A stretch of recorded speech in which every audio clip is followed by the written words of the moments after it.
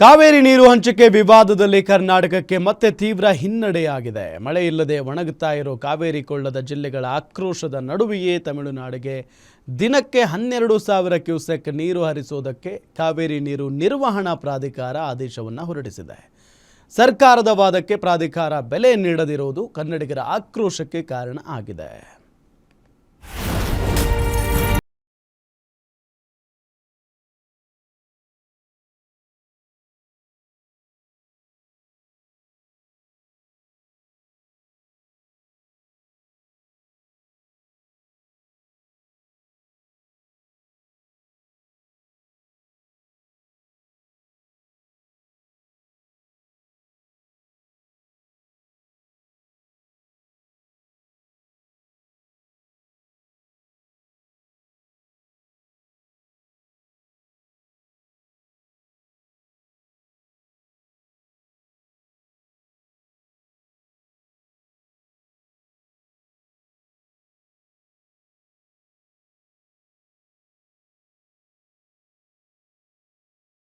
CWRC ಶಿಫಾರಸಿನಲ್ಲಿ ಏನಿದೆ, CWMA ಸಭೆಯಲ್ಲಿ ಕರ್ನಾಟಕದ ವಾದ ಏನಿತ್ತು ಅನ್ನೋದನ್ನ ನೋಡೋದಾದ್ರೆ, ಸಿಡಬ್ಲ್ಯೂಆರ್ಸಿ ಶಿಫಾರಸಿನಲ್ಲಿ ಏನಿದೆ, ಮುಂದಿನ 15 ದಿನಗಳ ಕಾಲ ತಮಿಳುನಾಡಿಗೆ ನೀರು ಹರಿಸಬೇಕು, ಪ್ರತಿದಿನ 12,000 ಕ್ಯೂಸೆಕ್ ಕಾವೇರಿ ನೀರು ಬಿಡುಗಡೆ ಮಾಡಬೇಕು. 15 ದಿನಗಳಲ್ಲಿ ಒಟ್ಟು ಸುಮಾರು 16 ಟಿಎಂಸಿ ನೀರು ತಮಿಳುನಾಡಿಗೆ ತಲುಪಲಿದೆ. ಕರ್ನಾಟಕವು ಆಗಸ್ಟ್ 10ರವರೆಗೆ ಈಗಾಗಲೇ 7.5 ಟಿಎಂಸಿ ನೀರು ಹರಿಸಿದೆ. ಸಿಡಬ್ಲ್ಯೂಆರ್ಸಿಯ ಮುಂದಿನ ಸಭೆ ಆಗಸ್ಟ್ 24ಕ್ಕೆ ನಿಗದಿ ಮಾಡಲಾಗಿದೆ. ಇನ್ನು ತಮಿಳುನಾಡು ಬರೋಬ್ಬರಿ 36 ಟಿಎಂಸಿ ನೀರಿಗಾಗಿ ಪಟ್ಟು ಹಿಡಿದಿತ್ತು. ಪ್ರಾಧಿಕಾರ ಅದಕ್ಕೆ ಪೂರ್ಣ ಮನ್ನಣೆ ನೀಡದಿದ್ದರೂ ಮುಂದಿನ 15 ದಿನಗಳಲ್ಲಿ 15.50 ಟಿಎಂಸಿ ನೀರು ಹರಿಸಲೇಬೇಕು ಎಂದು ಕರ್ನಾಟಕಕ್ಕೆ ನಿರ್ದೇಶನ ನೀಡಿದೆ. ಈ ನಿರ್ಧಾರ ಕಾವೇರಿ ಕೊಳ್ಳದ ಜನರಲ್ಲಿ ತೀವ್ರ ಆತಂಕ ಸೃಷ್ಟಿಸಿದೆ. ಸಿಡಬ್ಲ್ಯೂಎಂಎ ಸಭೆಯಲ್ಲಿ ಕರ್ನಾಟಕ ಮಾಡಿದ ವಾದ ಏನು ಅನ್ನೋದನ್ನ ನೋಡೋದಾದ್ರೆ,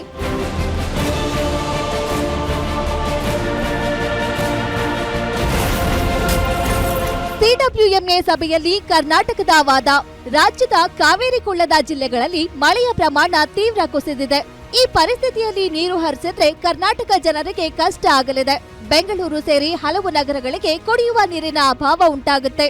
ಮುಂಗಾರು ಮಳೆಯನ್ನೇ ನಂಬಿ ಬೆಳೆ ಬೆಳೆದಿರುವ ಲಕ್ಷಾಂತರ ರೈತರು ಸಂಕಷ್ಟದಲ್ಲಿದ್ದಾರೆ.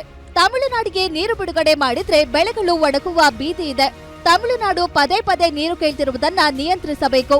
ಜಲಾಶಯಗಳ ವಾಸ್ತವ ಸಂಗ್ರಹ ಪರಿಗಣಿಸಿ ನ್ಯಾಯಯುತ ಹಂಚಿಕೆ ಮಾಡಬೇಕು. ಕರ್ನಾಟಕದ ವಾದಕ್ಕೆ ಸೊಪ್ಪು ಹಾಕದೆ ನೀರು ಹರಿಸಲು ಸೂಚಿಸಿದ ಸಿಡಬ್ಲ್ಯೂಎಂಎ, ಸಿಡಬ್ಲ್ಯೂಆರ್ಸಿಯ ಆದೇಶವನ್ನೇ ಪುರಸ್ಕರಿಸಿ ತಮಿಳುನಾಡಿನ ಬೇಡಿಕೆಗೆ ಮನ್ನಣೆ. ಪ್ರಾಧಿಕಾರದ ಈ ಆದೇಶದ ಸುದ್ದಿ ತಿಳಿಯುತ್ತಿದ್ದಂತೆಯೇ ಮಂಡ್ಯದಲ್ಲಿ ಆಕ್ರೋಶದ ಅಲೆ ಎದ್ದಿದೆ. ಸಿಡಬ್ಲ್ಯೂಎಂಎ ಆದೇಶವನ್ನ ಮರಣ ಶಾಸನ ಎಂದು ಕರೆದಿರುವ ರೈತರು ಹಾಗೂ ಕನ್ನಡಪರ ಸಂಘಟನೆಗಳು ರಸ್ತೆಗೆ ಅಡ್ಡಲಾಗಿ ಮಲಗಿ ಉಗ್ರ ಪ್ರತಿಭಟನೆ ನಡೆಸಿವೆ. ತಿಳುವಳಿಕೆ ಇಲ್ಲದವರು ಆದೇಶ ಮಾಡದಂತೆ ಪ್ರಾಧಿಕಾರ ನಡೆದುಕೊಳ್ತಿದೆ. ಯಾವುದೇ ಕಾರಣಕ್ಕೂ ನೀರು ಬಿಡಬಾರದು, ರೈತರ ಹಿತ ಕಾಯಬೇಕು ಎಂದು ಸಿಎಂ ಡಿಕೆ ಶಿವಕುಮಾರ್ ಅವರಿಗೆ ಆಗ್ರಹಿಸಿದ್ದಾರೆ. Kaveri water regulation committee meeting ಇವತ್ತು ಬೆಳಗ್ಗೆ ನಡೆದಿತ್ತು. ವಾಟರ್ ರೆಗ್ಯುಲೇಷನ್ ಕಮಿಟಿ ಮೀಟಿಂಗ್ನಲ್ಲಿ ಆಗಿರ್ತಕ್ಕಂಥದ್ದು ಏನೋ ನಿರ್ದೇಶನ ಇತ್ತು ಅದನ್ನೇ ಅವರು ರೀಟ್ರೇಟ್ ಮಾಡಿ ಹೇಳಿದ್ದಾರೆ.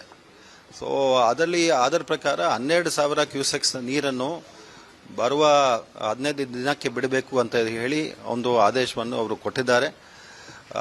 That itself is reiterated now by the Cauvery water management authority. ಇದರಲ್ಲಿ ಇರತಕ್ಕಂಥ ಅಂಶಗಳು ಏನಿದೆ ಅದರ ಬಗ್ಗೆ ಬಹಳಷ್ಟು ವಾದ ನಡೆದಿದೆ.